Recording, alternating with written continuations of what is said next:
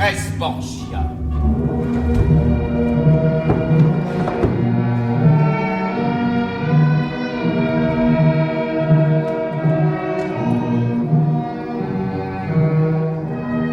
Nous vivons dans une époque où les gens accomplissent tant d'actions horribles qu'on ne parle plus de celle-là.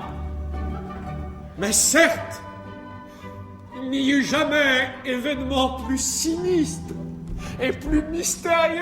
Le rêve de tous les romantiques était de conquérir le théâtre français.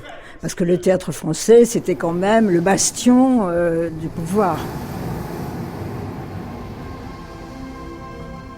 Dans les années 20, il dit que l'avenir est du côté des valeurs monarchiques, catholiques, et puis il définit une mission sociale du poète, d'être d'abord compatissant et d'apporter au peuple la vérité qu'apporte le prophète, de révéler. Oui, le poète est un prophète. Il y a quelque chose de constructif chez lui, mais une construction qui n'est pas édifiante.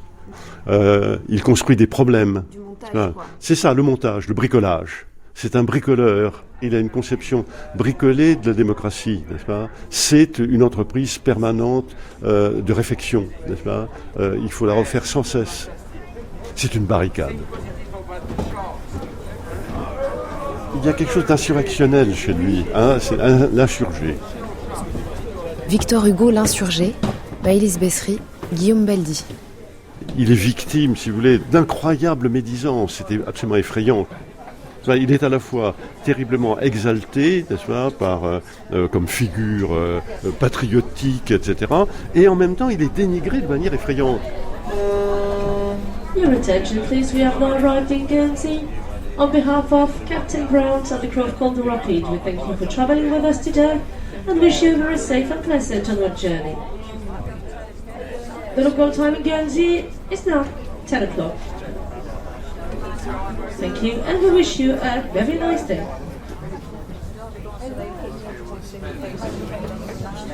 Moi, je pense que Victor Hugo prend réellement sa dimension et prend aussi conscience de l'image qu'il veut représenter, du personnage qu'il veut investir à partir de 1851. Jusque-là, il ne faut pas rêver. Hugo, il est quoi ? Sous la monarchie de Juillet, Hugo, il est très vite rallié à la monarchie de Juillet et il est quand même l'ami du roi. Si vous lisez Choses vues, en 1844, il est tout le temps dans le salon du roi, que ce soit aux Tuileries ou à Neuilly.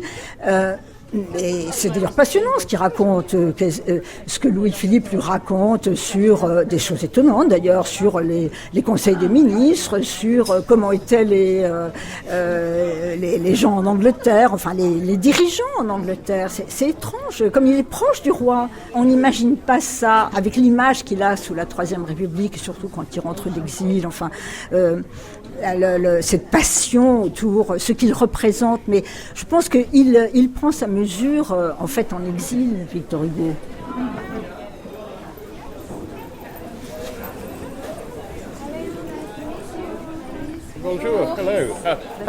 Bonjour. Quelle bonne idée vous avez eue de venir aujourd'hui. Exactement les mêmes circonstances que lorsque Hugo est arrivé. Il pleuvait, il y avait du vent, exactement pareil. Évidemment, il n'est pas arrivé par ici. Donc ce qu'on a pensé faire, c'est vous emmener en voiture là où il a débarqué, et depuis là-bas, on pourra continuer à pied. Ça me paraît être la meilleure solution vu le temps qu'il fait. Moi, je suis frappée par la prise de conscience du bénéfice qu'il peut tirer de l'exil. Bon, il a certainement eu raison, parce que c'était la manière de tailler son personnage. Mais enfin, quand on voit ces photos sublimes, d'ailleurs, de lui face à la mer, sur le rocher, les photos merveilleuses qu'ont fait ses fils. Mais on se dit, quand même, tout le monde l'a payé cher autour de lui.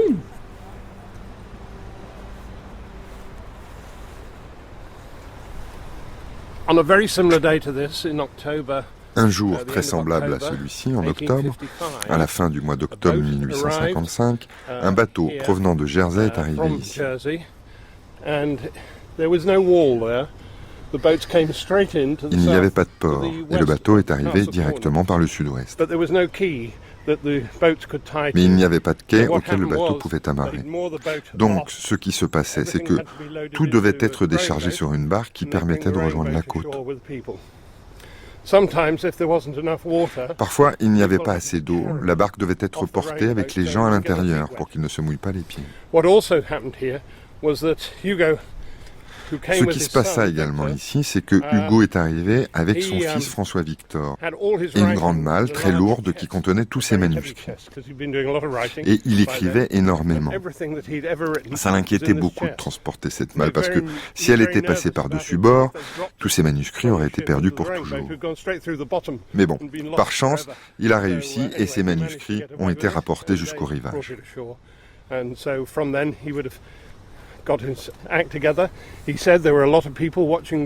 Il a rapporté qu'il y avait beaucoup de monde lors de son arrivée, bien sûr.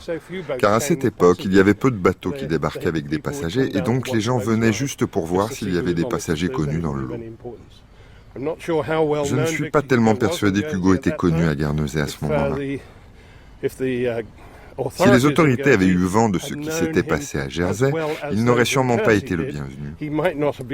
Il aurait été renvoyé par le premier bateau. Mais on est tous un peu dans la lune à Guernesey, et ils n'ont probablement pas réalisé à qui ils avaient affaire, et ils l'ont autorisé à rester. Napoléon dans la bataille, grave et serein, guidait à travers la mitraille l'aigle d'airain. Il entra sur le pont d'Arcole, il en sortit. Voici de l'or, viens, pille et vole. Petit, petit. Charles-Louis Napoléon Bonaparte, né à Paris le 20 avril 1808, est fils d'Hortense de Beauharnais, marié par l'empereur à Louis-Napoléon, roi de Hollande. Napoléon le Petit, biographie. Il acclama la République, vint siéger comme représentant du peuple à l'Assemblée constituante, monta à la tribune le 21 septembre 1848 et dit « Toute ma vie sera consacrée à l'affermissement de la République ». Fut élu président par 5 500 000 voix, jura solennellement la Constitution le 20 décembre 1848 et, le 2 décembre 1851, la brisa. Dans l'intervalle, il avait détruit la République romaine et restauré en 1849 cette papauté qu'il voulait jeter bas en 1831. Le 2 décembre et les jours suivants, il a, lui, pouvoir exécutif, attenté au pouvoir législatif, arrêté les représentants, chassé l'Assemblée, dissous le Conseil d'État, expulsé la Haute Cour de justice, supprimé les lois, pris 25 millions à la banque, gorgé l'armée d'or, mitraillé Paris, terrorisé la France. Depuis, il a proscrit 84 représentants du peuple, déporté en Afrique et à Cayenne 10 000 démocrates, exilés en Belgique, en Espagne, en Piémont, en Suisse et en Angleterre, 40 000 républicains, mis dans toutes les âmes le deuil et sur tous les fronts la rougeur. Agnès Perry, quand Victor Hugo est arrivé ici à Guernesey, il venait de passer 3 ans à Jersey. 3 ans à Jersey, oui, en exil avec sa famille. Et il y avait une petite communauté de proscrits à Jersey également. Et il s'est fait expulser de Jersey, donc assez rapidement. Donc il a fallu qu'il s'organise pour quitter l'île précipitamment. Et c'est comme ça qu'il est arrivé à Guernesey à la fin du mois d'octobre 1855, un jour où il faisait très très mauvais temps, effectivement. La mer était déchaînée, il pleuvait des cordes. La traversée de Jersey en bateau à vapeur était un peu difficile. Et quand ils ont déchargé le bateau à vapeur, donc des bagages, pour mettre cette malle qui contenait les écrits de Victor Hugo sur la chaloupe, ils ont failli perdre cette malle par-dessus bord, qui aurait été perdue à jamais au fond de la mer dans le port de Saint-Peter-Port. Guernsey was mainly French-speaking. À l'époque, on parlait surtout français à Guernesey, et ce depuis très longtemps. Il ne s'est donc pas senti étranger ici.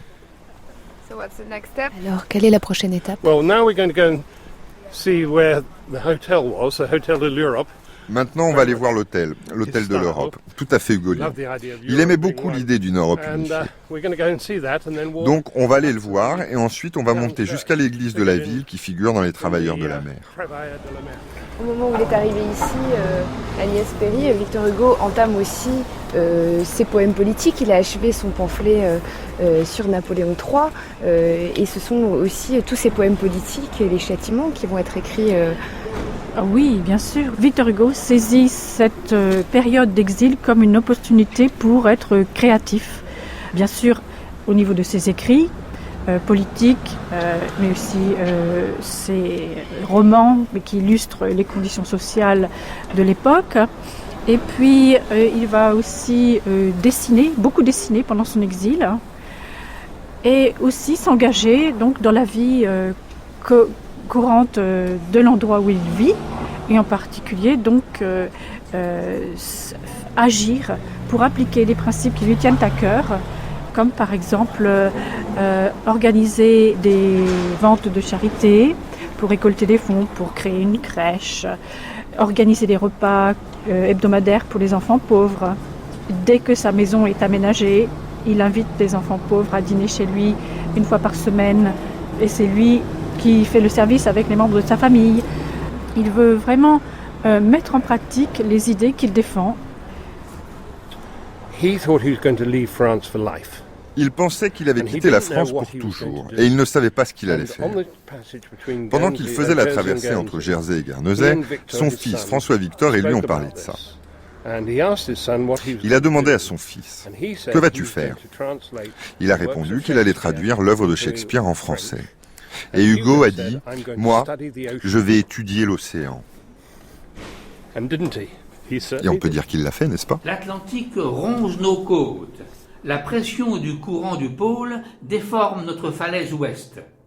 La muraille que nous avons sur la mer est minée de Saint-Valery-sur-Somme à Ignouville. De vastes blocs s'écroulent, l'eau roule des nuages de galets, nos ports sans sable ou sans pierre, l'embouchure de nos fleuves se barre. Chaque jour, un pan de la terre normande se détache et disparaît sous le flot. Ce prodigieux travail, aujourd'hui ralenti, a été terrible. Il a fallu pour le contenir cet éperon immense, le Finistère. Qu'on juge de la force du flux polaire et de la violence de cet affouillement par le creux qu'il a fait entre Cherbourg et Brest. Cette formation du golfe de la Manche aux dépens du sol français est antérieure aux temps historiques. La dernière voie de fait décisive de l'océan sur notre côte a pourtant date certaine.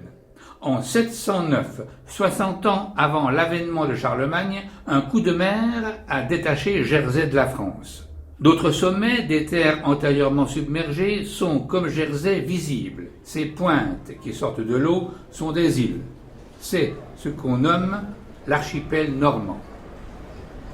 Il y a d'autres engagements que l'on connaît moins de Victor Hugo, qui sont liés aussi aux égouts, à ce que l'on fait des déchets, qui sont des questions assez innovantes pour son époque. On a alors, évidemment la réflexion sur l'utilisation des déchets, le recyclage très important. Alors ça fait une partie énorme dans Les Misérables, le fameux intestin du Léviathan qui décrit les égouts de Paris, mais qui ne les décrit pas uniquement, qui explique comment on perd une telle richesse alors qu'on pourrait l'utiliser, l'exploiter, etc. De même qu'on trouve des textes assez scientifiques, moins connu dans les marges de ce qu'il a écrit pour les Travailleurs de la mer et qu'il n'a pas publié dans les Travailleurs de la mer finalement, des textes sur les ouragans, sur les tempêtes, sur le vent, sur l'écologie et qui sont des textes d'une grande acuité et d'une grande actualité. Dans les grandes thématiques que l'on retrouve, des grands engagements politiques, il y a la question des questions sociales, on dirait au sens large du terme, des questions en faveur des prises de position en faveur de la liberté d'expression, mais aussi de la condamnation de la peine de mort. Qu'est-ce qu'on peut dire de ces grandes thématiques et la manière dont il a pu les porter dans ses discours ? La plus ancienne, c'est celle contre la peine de mort, qui commence, le fameux dernier jour d'un condamné, c'est en 1829, donc il est quand même jeune, il a 27 ans, et là il ne variera plus du tout, donc dès les années 30 jusqu'à la fin de sa vie, il a toujours combattu la peine de mort, inlassablement, à chaque cas particulier, en France, à Paris, en France et à l'étranger, dans le monde entier, et il est intervenu, donc c'est vraiment son combat le plus ancien. Et sa sensibilité, comme vous avez dit, aux questions sociales, la question ouvrière, la question de la misère, de la pauvreté, tout ça, ça fait partie de cette complexe question sociale. Son premier ouvrage qui montre qu'il s'y intéresse de près, c'est Claude Gueux, petite nouvelle qui sera, si on peut dire, développée dans Les Misérables, mais qui est publiée en 1934. Donc on est au début de la monarchie de Juillet. C'est toujours, il fait remonter lui à 1934, donc au début des années 30, son engagement social et politique. Qui relie d'ailleurs à la fois la question de la condition matérielle, la condition d'existence, mais aussi qui est relié au crime et à la question de la pénalité, à la question de la pénalité et relié aussi à l'école, à l'instruction. Exactement. Pour lui, l'éducation doit être laïque, obligatoire. Et c'est vraiment la clé de sa pensée à cette époque-là, rendre l'éducation laïque obligatoire pour tous. Pour lui, c'est l'idée que ça va résoudre les problèmes de criminalité. Le 8e coup n'était pas encore sonné, que cette noble et intelligente tête était tombée. Nous avons cru devoir raconter en détail l'histoire de Claude Gueux, parce que, selon nous, tous les paragraphes de cette histoire pourraient servir de tête de chapitre au livre où serait résolu le grand problème du peuple au XIXe siècle. Dans cette vie importante, il y a 2 phases, 2 questions. Question de l'éducation, question de la pénalité. Et, entre ces 2 questions, la société tout entière. Cet homme, certes, était bien né, bien organisé, bien doué. Que lui a-t-il manqué? Réfléchissez. C'est là le grand problème de proportion dont la solution encore à trouver donnera l'équilibre universel. Que la société fasse toujours pour l'individu autant que la nature. À travers le choix de la description du monde dans les sujets de Victor Hugo et notamment dans son entreprise poétique et romanesque, est-ce qu'on peut parler d'une écriture poétique politique ? C'est très bien parce que c'est évidemment comme ça qu'il écrit. Sa prose est extrêmement poétique. C'est pas pour rien qu'il a eu Chateaubriand comme modèle.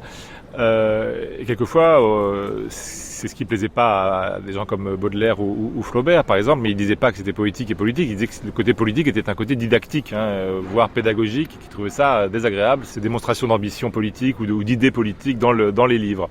À mon avis, c'est plutôt un faux procès.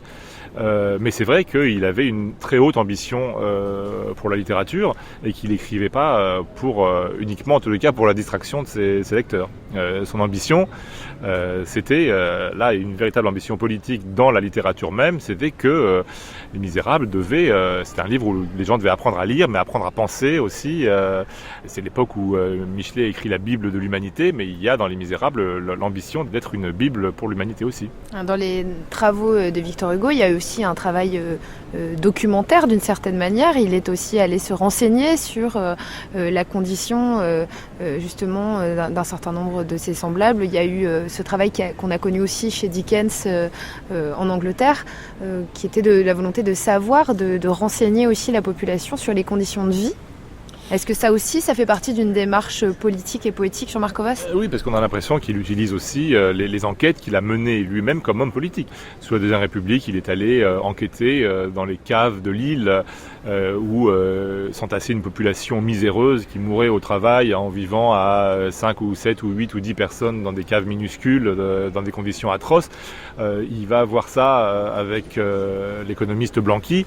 Il revient à Paris à l'Assemblée, il fait son discours en expliquant ce qu'il a vu.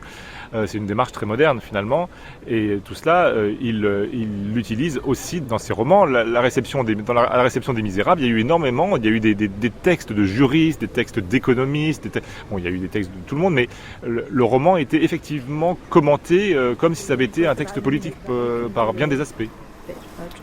La maison de ville, elle est un petit peu plus loin. Ouais. C'est dans cette rue-là ? Voilà. Oui, c'est un prolongement de cette rue. Ok, a little more. All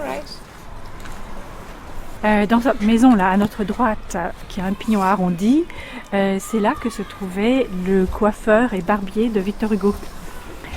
Vous évoquez la barbe et la mutation physique en général. Voilà. Elle fait partie de cette période de l'exil, de cette transition aussi politique. Oui, si l'on veut, mais il s'est fait pousser la barbe qu'à partir de 1861, sur la recommandation de son médecin, pour protéger sa gorge et pour qu'il ait moins de problèmes de santé, paraît-il. Quand il est arrivé à Guernesey, il avait la cinquantaine et il n'avait pas encore la barbe. Alors il avait des barbiers qu'il allait voir régulièrement et celui-ci s'appelait Monsieur Blick. Et donc il avait ses habitudes chez Monsieur Blick. Et entre autres, il tenait à ce que quand on lui coupait les cheveux, ses cheveux soient brûlés immédiatement sur place et que ses poils de barbe, on les ramasse et qu'on les mette dans un petit sachet pour qu'il en dispose lui-même. Qu'est-ce qu'il en faisait? Alors on ne sait pas, on pense que certains cheveux ou poils de barbe pouvaient être donnés à Juliette, sa maîtresse, pour qu'elle les mette sur son oreiller. Mais en fait, je pense que c'est peut-être aussi pour ne pas que l'on fasse commerce de ces reliques de Victor Hugo, parce qu'il était quand même quelqu'un de très connu à l'époque et de très respecté au niveau international. Et donc, il ne voulait pas que les gens se fassent de l'argent sur son dos, derrière son dos. Ça me fait penser à une anecdote. Il y avait à Saint-Pétersbourg un monsieur qui devait avoir à peu près la corpulence et l'âge de Victor Hugo et qui parlait aux touristes prétendant être Victor Hugo. Bien sûr, les gens d'ici savaient très bien qu'il ne s'agissait pas du grand homme et ils l'ont signalé aux autorités. Cet homme s'est fait arrêter. Eh bien, il a dit pour se justifier qu'en fait, il rendait service à M. Hugo, puisque M. Hugo, forcément, n'aurait pas le temps de parler à tous ces touristes et de signer des autographes contre une petite pièce, bien sûr. Donc voilà, et lui, c'était pour les relations publiques de Victor Hugo, en fait. C'est le sosie officiel. Ouais, il s'était déclaré comme tel, en tout cas.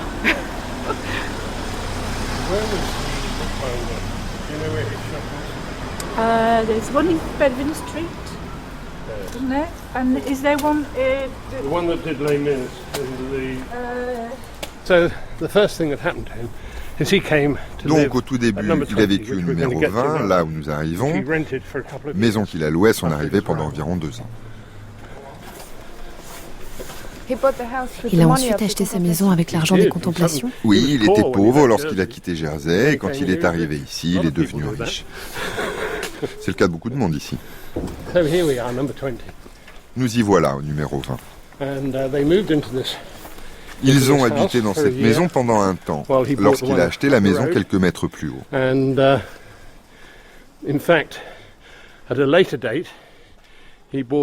Plus tard, il a également acheté cette maison pour sa maîtresse. La maison est très bien conservée, mais il ne reste rien d'époque à l'intérieur. Ça y est, on y arrive. Il paraît qu'il y a toute une histoire de mouchoirs du matin à Agnès Perret. Oui, c'est exact. Quand Victor était réveillé, il avait l'habitude de mettre au balcon ce qu'ils appelaient le torchon pour indiquer à Juliette qu'effectivement, ça y est, il était levé. Et donc Juliette était rassurée de savoir que Victor était debout. Et Victor Hugo donc, se levait très tôt. Il avalait des œufs crus et du café noir. Et ensuite, il se mettait au travail. Il travaillait essentiellement toute la matinée. Et ensuite, il faisait ses ablutions sur le balcon. Et les passants pouvaient quelquefois apercevoir Victor Hugo nu sur son balcon. Voilà, non sur son balcon, en train de se laver. Et ensuite, il descendait manger le repas de midi. Et l'après-midi, c'était consacré soit aux travaux de la maison, aux rencontres, etc. Wow. Le parapluie ne survit pas. C'est retourné. That's it. There we are. Wait, it's coming. Right. La relation avec Juliette Drouet a duré toute une vie parce que Juliette l'a bien voulu.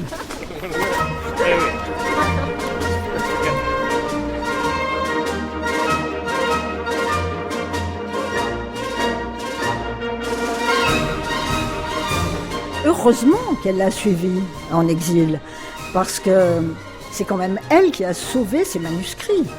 Et ils ont rangé les manuscrits, ils en ont fait une malle, et il a pris le train pour Bruxelles le 11, elle est partie le 13 avec la malle. Et sans ça, que seraient devenus les manuscrits, on ne sait pas.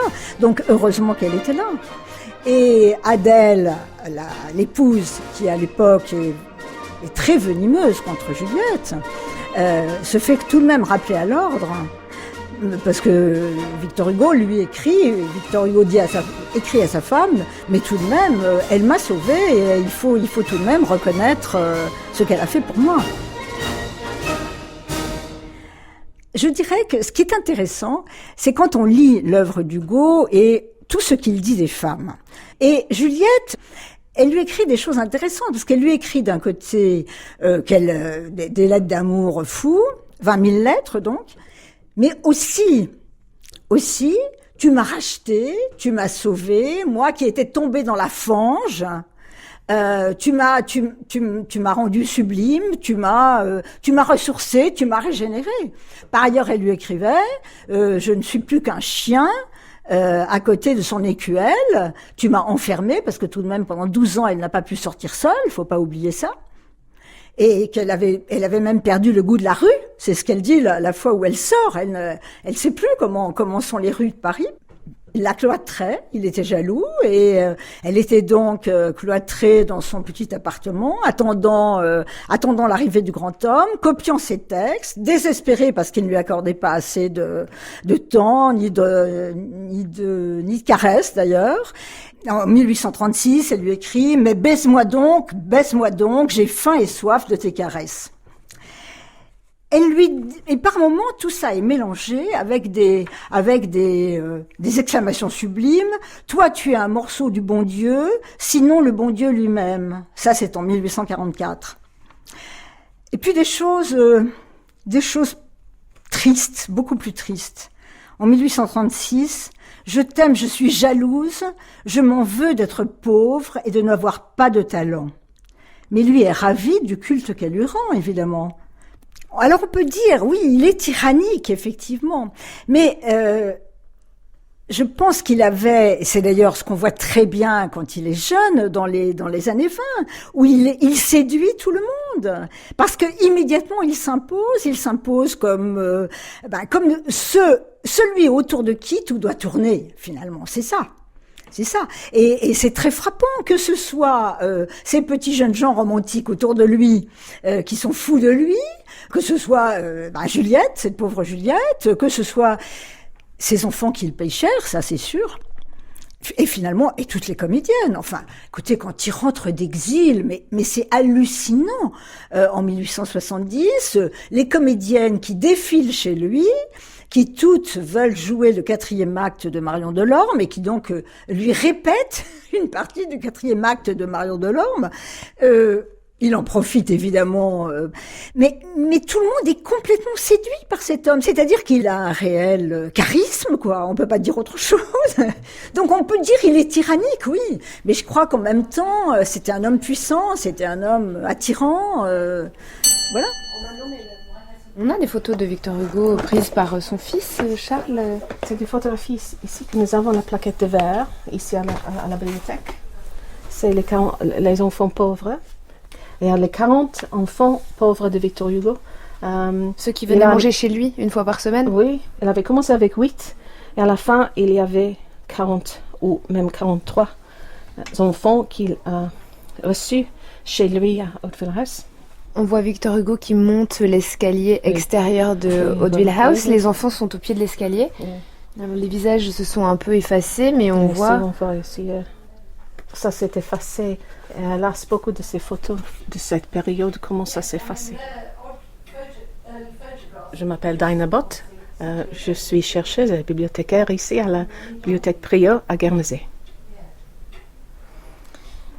Au moment justement de cet exil, il y a un nouveau souffle littéraire qui va naître de par l'opposition politique. Qu'est-ce qu'on peut dire de cette période de poésie, de l'écriture des pamphlets, de l'écriture des châtiments? D'ici, de son exil, il a été pour écrire parce qu'il avait le temps et l'espace pour écrire. Il pouvait regarder, observer tout, comme il faisait. Mais aussi, il savait que il peut devenir symbole presque, un symbole de résistance, un symbole de la liberté. Mais au-delà du 19e siècle, on dit aussi que c'est une figure universelle. Oui, bien sûr. Maintenant, on peut...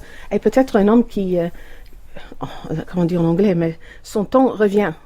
Pas seulement à cause de la comédie musicale, mais aussi parce que ce qu'il croyait, les messages qu'il propageait, maintenant, ça paraît très important de nos jours, je dirais. L'asile, l'exil, la pauvreté, et l'éducation, la réhabilitation des prisonniers, toutes ces choses, l'abolition de la peine de mort, évidemment, tout ça. La liberté d'expression. La liberté d'expression, en particulier, oui, c'est vrai, la liberté d'expression, oui. Si on peut résumer Victor Hugo, c'est une parole, ce serait la liberté. Et pour lui, je crois que la liberté était plus importante que toute autre chose, même sa famille, même sa santé, même tout. C'était la liberté qu'il voulait. Il voulait remporter la victoire de la liberté au-dessus de ses ennemis. Et bien sûr, c'était plus important pour lui de lutter contre la tyrannie et la répression que de rester à Paris. Taina Bot, il y a aussi un hommage que lui rendent les Cubains. Ah oui, parce que Victor Hugo a donné son soutien à une rébellion à Cuba. Et après, j'ai lu quelque part qu'il y avait beaucoup de filles à Cuba qui portaient le prénom Cosette au XIXe siècle. Et aussi dans l'Amérique du Sud, je crois que Victor Hugo, c'est un prénom masculin très répandu, même aujourd'hui. Il est très populaire aussi aux États-Unis, même aujourd'hui, et c'est à cause de son soutien de la liberté entière, la liberté du peuple, que c'est un message qu'il partage aussi aux États-Unis. Qu'est-ce qu'on peut dire de Victor Hugo et de ses relations avec la couronne britannique, la couronne anglaise? Il n'aimait pas les têtes couronnées. C'était ce fait qu'il a perdu la bonne volonté de la bourgeoisie guerneseiaise, parce qu'il a assisté à une pièce. Nous avons ici à Guernesey, à ce temps, nous avions un théâtre très petit, mais il y assistait à une représentation, mais à la fin de la représentation, on a toujours joué l'hymne national, et il fallait s'élever, se dresser, et rester debout pendant l'hymne national. Victor Hugo a résolument refusé de s'élever et il est resté assis. C'était un scandale. Il a perdu tous ses amis, ou presque tous les amis qu'il a fait à Guernesey. Il y avait un entourage petit, mais très dévoué, qui lui donnait son soutien absolu. Il y a certains spécialistes qui disent de Victor Hugo que c'était un agitateur. Un provocateur. Bien sûr. On a dit qu'il était un rouge. Il ne faut pas parler avec Victor Hugo, il est un rouge. Et aussi, c'est Juliette Drouet, la présence de Juliette Drouet ici à Guernesey. Juliette Drouet, oui. Oui, ça a provoqué aussi un scandale, parce que même si elle était très retenue, on savait très bien qui elle était. On savait très bien qu'elle était sa maîtresse, qu'il avait cette double vie. Et pour Guernesey, en particulier pour la bourgeoisie, et il n'aimait pas beaucoup le comportement de Victor Hugo.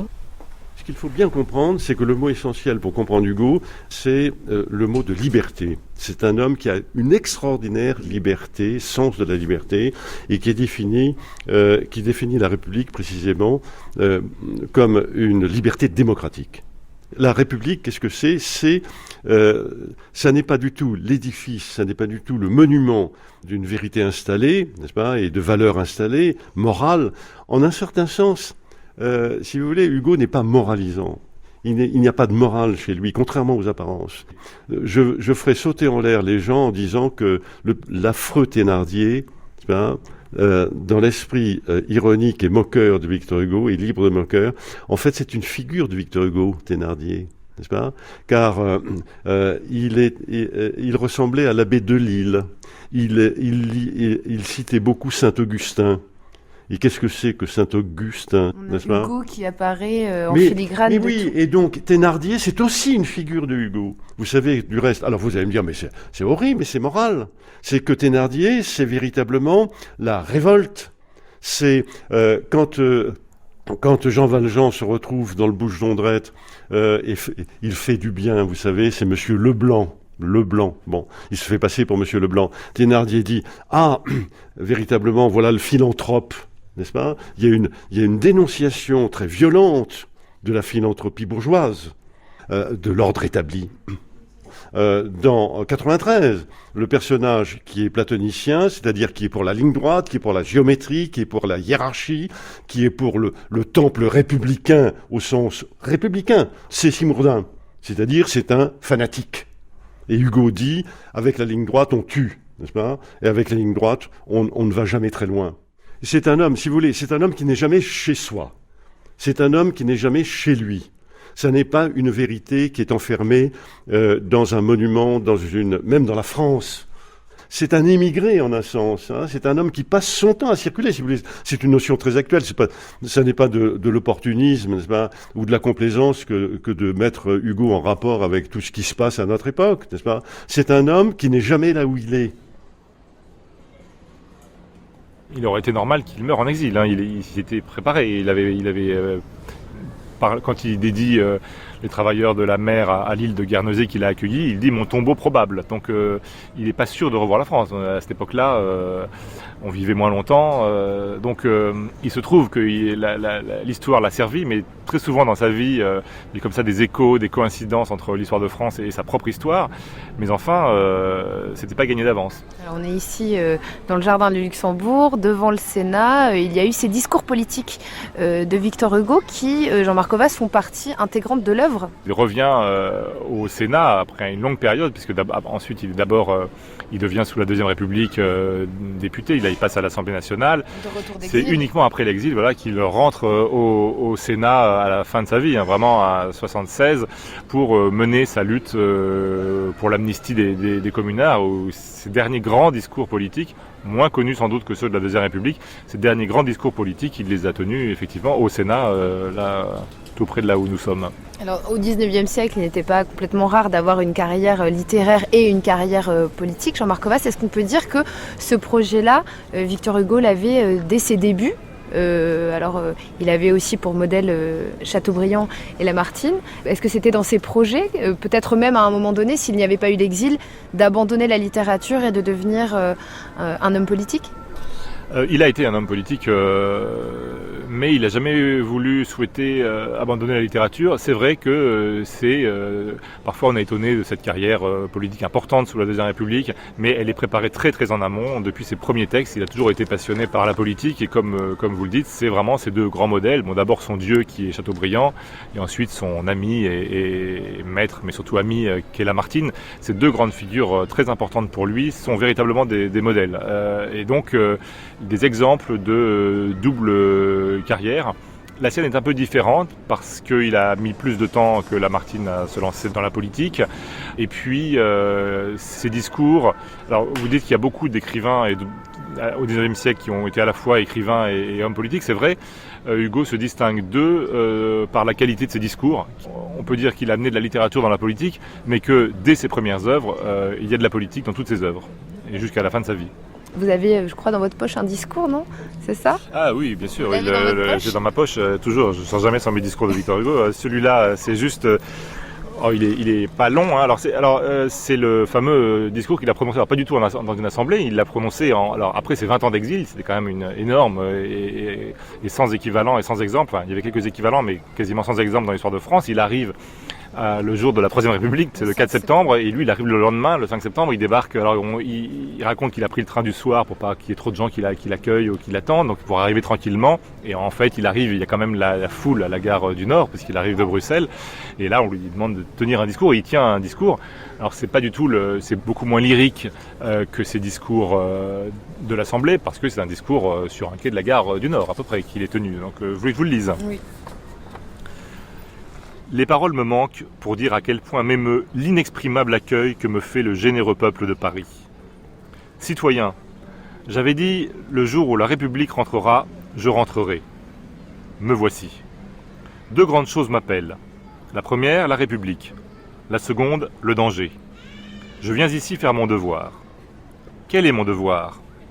C'est le vôtre, c'est celui de tous. Défendre Paris. Garder Paris. Sauver Paris, c'est plus que sauver la France, c'est sauver le monde. Paris est le centre même de l'humanité, Paris est la ville sacrée. Qui attaque Paris, attaque en masse tout le genre humain.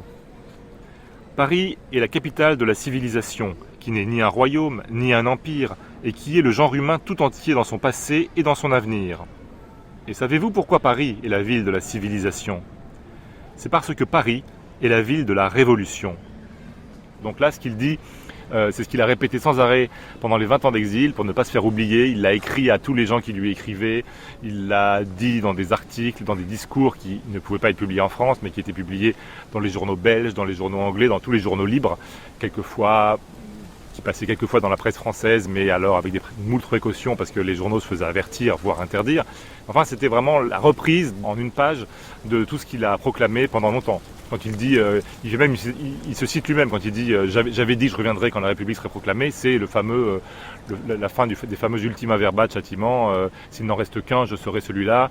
Et puis après, en 59, au moment de l'amnistie, quand il dit je reviendrai quand la liberté rentrera, je rentrerai, pas avant. Donc il refuse l'amnistie en 59 que Napoléon III décrète pour tous les proscrits, en disant que d'abord il ne reconnaît pas à Napoléon III le droit de lui permettre de revenir en France, et il dit qu'il ne reviendra pas tant qu'il n'y aura pas la République. Oui,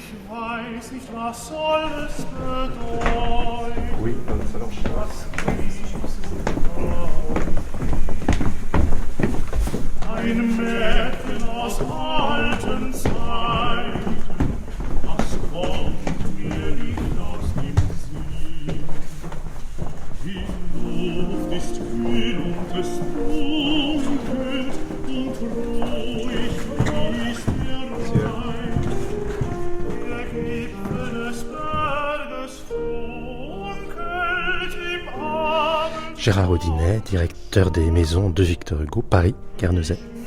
Ici, on est dans la maison de la place des Vosges, qui s'appelait la place Royale, à l'époque de Victor Hugo encore.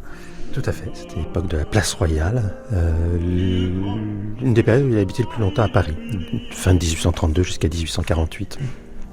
Si on saute dans le temps, Gérard Audinet, et qu'on arrive à la période d'après l'exil, de retour d'exil, justement, qu'est-ce qu'on peut dire de ce retour de Victor Hugo à Paris, dans ces lieux parisiens dans lesquels il mène une vie tout à fait différente de celle qu'il a pu mener en exil, et dans lesquels il vient aussi fier de son œuvre? Victor Hugo revient, il est salué comme un héros de la République, de la liberté, de la fidélité à des opinions politiques qu'il a payées de 20 ans d'exil. Mais il n'est pas dans cette maison quand il rentre. Non, il rentre, alors d'abord il s'installe chez Paul Meurice, il va avoir différents appartements dans le nord de Paris, enfin du côté de la Nouvelle-Athènes. Il rentre à la fin de la guerre de 70, alors que Paris est assiégé. Victor Hugo est un patriote convaincu, donc il souffre de voir la France occupée, il reste le digne fils de son père, le général, qui a si bien défendu Thionville. Et juste après, en 1971, il est élu à l'Assemblée nationale, donc il doit quitter Paris pour Bordeaux. Et puis il y a sous la mort brutale de son fils Charles, qui l'oblige à rentrer à Paris pour enterrer son fils Charles, et après à partir à Bruxelles pour régler la succession de son fils, qui laissait beaucoup de dettes. Et donc Victor Hugo va être absent de Paris pendant la Commune. Il est très partagé face à la Commune, parce qu'il réprouve complètement les excès de la Commune, mais dès que les communards sont vaincus et très durement réprimés, dès qu'il y a cette espèce de terreur blanche, il agit avec humanité et dit que lui il est prêt à accueillir les communards chez lui à Bruxelles, alors que la Belgique a dit officiellement qu'elle refusait de donner l'asile aux communards. Ça sera son dernier grand combat politique, Gérard Audinet, celle de faire amnistier les communards, qu'il obtiendra très tardivement. C'est un combat très personnel, et Victor Hugo va énormément souffrir de la Commune, parce que c'est un second exil, ce qu'on oublie. Parce qu'il est perçu comme un responsable idéologique de la Commune, et ses proches, parce que pas oublier que Victor Hugo est un patron de presse caché. Officiellement, il n'intervient pas dans le journal créé par ses fils et par Paul Meurice et Auguste Vacry, qui avait été l'événement pendant la Révolution de 48 et la Seconde République, qui renaît sous le titre Le Rappel à la fin du Second Empire. Et en fait, l'événement est interdit au moment de la répression de la Commune. Auguste Vacry est recherché. On pense que Meurice est arrêté et relâché. Et Victor Hugo, donc ses fils ne peuvent pas, son fils, qui reste François-Hector serait menacé s'il rentrait à Paris, et que lui aussi peut-être serait menacé s'il rentrait à Paris. Donc c'est pour ça qu'après cet incident diplomatique à Bruxelles où on lance des pierres sur sa maison, il est déclaré persona non grata, il va s'installer au Luxembourg à Vianden, il va rester presque une année. Et après, il n'est plus tellement la figure consensuelle qu'il a été finalement très brièvement à son retour à Paris. Et il cristallise vraiment très fortement la haine de la droite et du parti catholique et clérical. Est-ce que finalement, à travers l'épisode de la Commune, qui est le dernier grand épisode politique de Victor Hugo, Gérard Audinet, est-ce qu'il revit les contradictions de tout son parcours intellectuel politique, à savoir cette tension justement prise entre des origines d'un côté républicaine, de l'autre royaliste, et cette ambiguïté dans laquelle il a évolué. Il connaissait au moment de la Commune autant de gens dans le camp des Versaillais que dans celui des communards. Il dit « je suis l'homme d'aucun parti », oui, parce qu'il n'a jamais sa place dans un parti. Il n'est jamais pleinement d'accord avec un parti. C'est ce qui fait sa singularité, et c'est ce qui fait qu'il est un homme seul et indépendant. Donc voilà.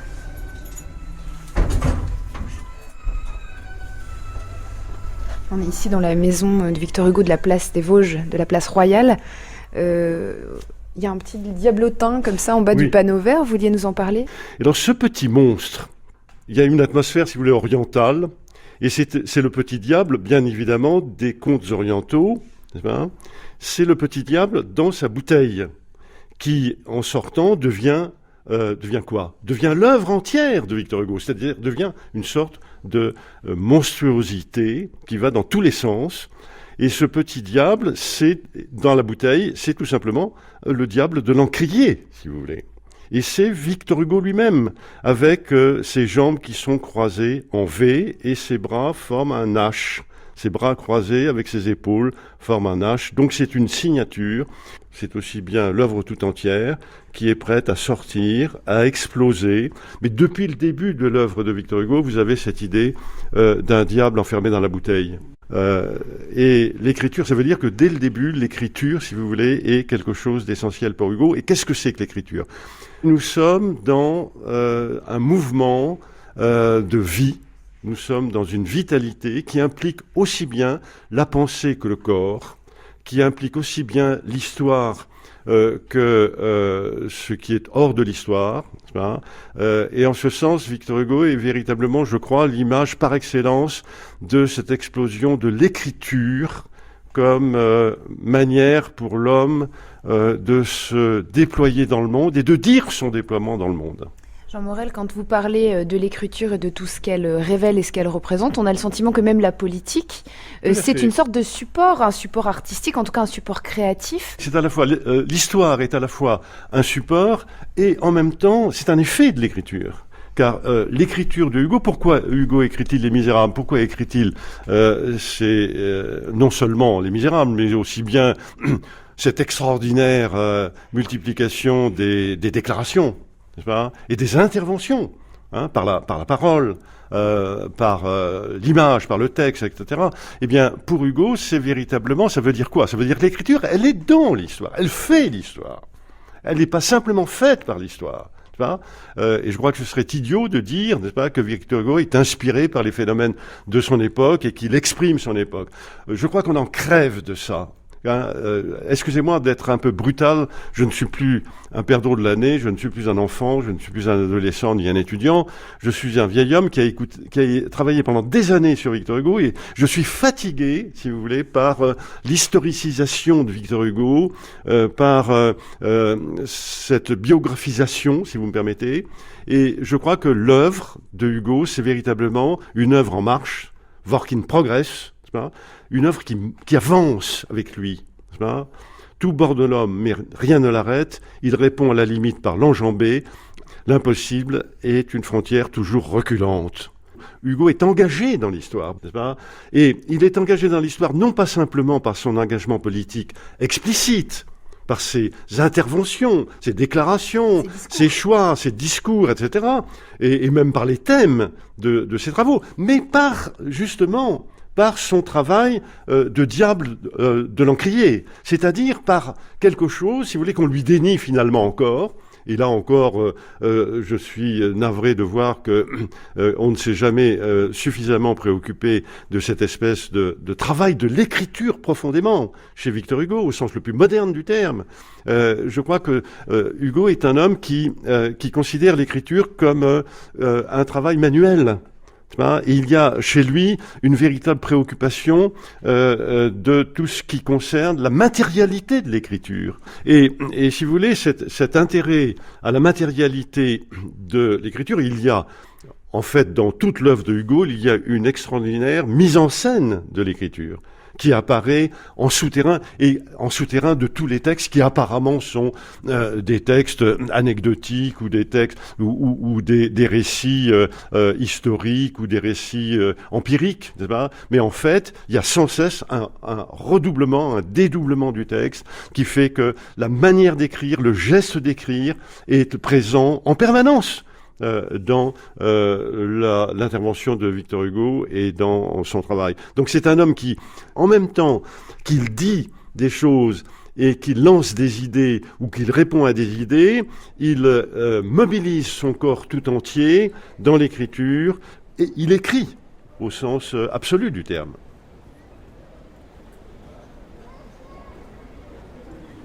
On est tout près du Panthéon, l'entrée de la rue Soufflot.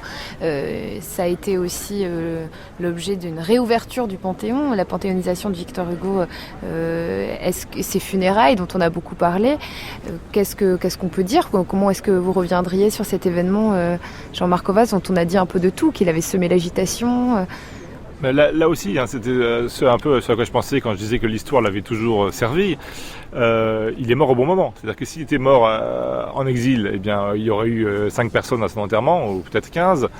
Même s'il était mort dans les premières années de son retour en France, disons jusqu'à l'instauration ferme et définitive de la Troisième République. Donc, il s'est trouvé qu'il a attendu, qu'il est mort vieux, mais qu'il est mort au moment où la Troisième République avait peut-être besoin de cette cérémonie. Et donc il y aurait eu certainement beaucoup de gens à son enterrement, mais il n'y aurait pas eu cette conjonction de la foule et du gouvernement qui a utilisé cet enterrement aussi pour sceller la Troisième République. Donc il y a eu ce mélange des deux qui a produit cet événement comme on n'en a jamais revu, événement colossal avec plus d'1 million de personnes dans les rues de Paris. On connaît l'histoire, la réouverture du Panthéon, c'est le seul à avoir été panthéonisé directement après sa mort. Donc c'est tout un faisceau de phénomènes qui est formidablement bien tombé, avec en plus cette antithèse suprême, puisqu'il avait demandé le corbillard des pauvres qu'il a eu, avec cet enterrement pharaonique comme on n'en a jamais plus revu.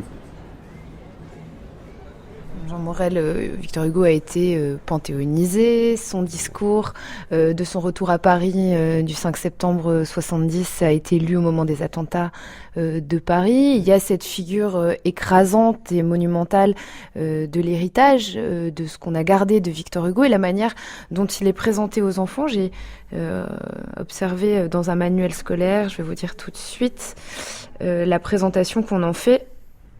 Cet écrivain et homme politique français, auteur de romans, de poésie et de théâtre, s'est particulièrement intéressé au sort des plus pauvres.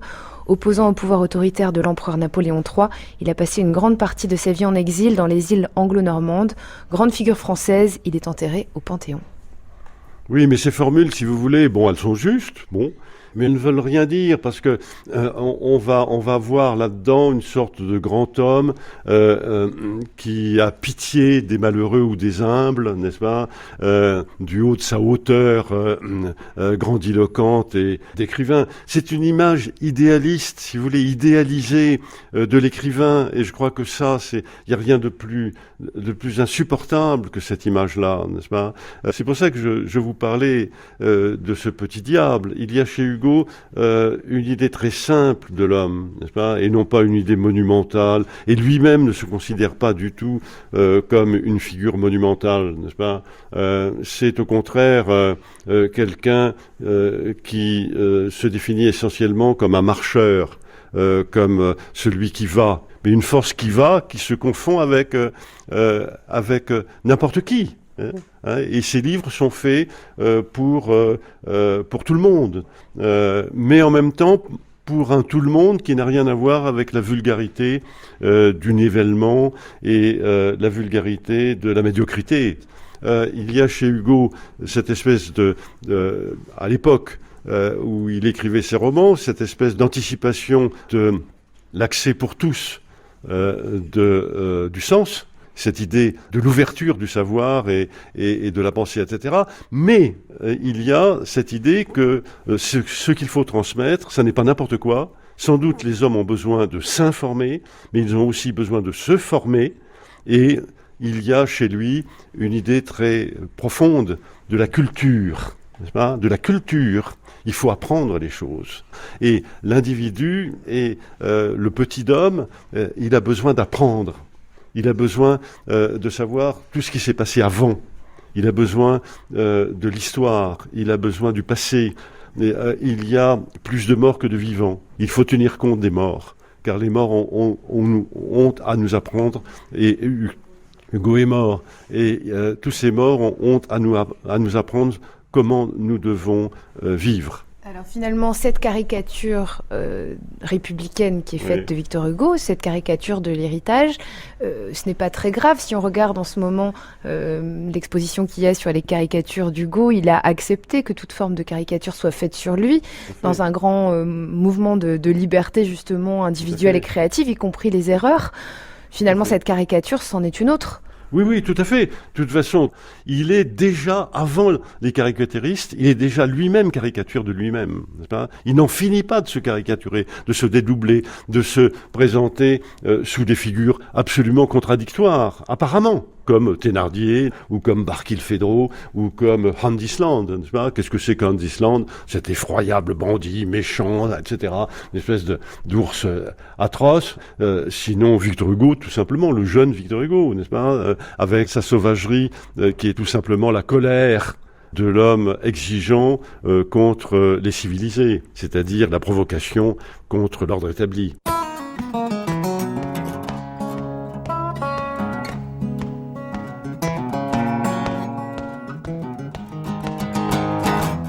Hugo a soulevé la robe de l'île.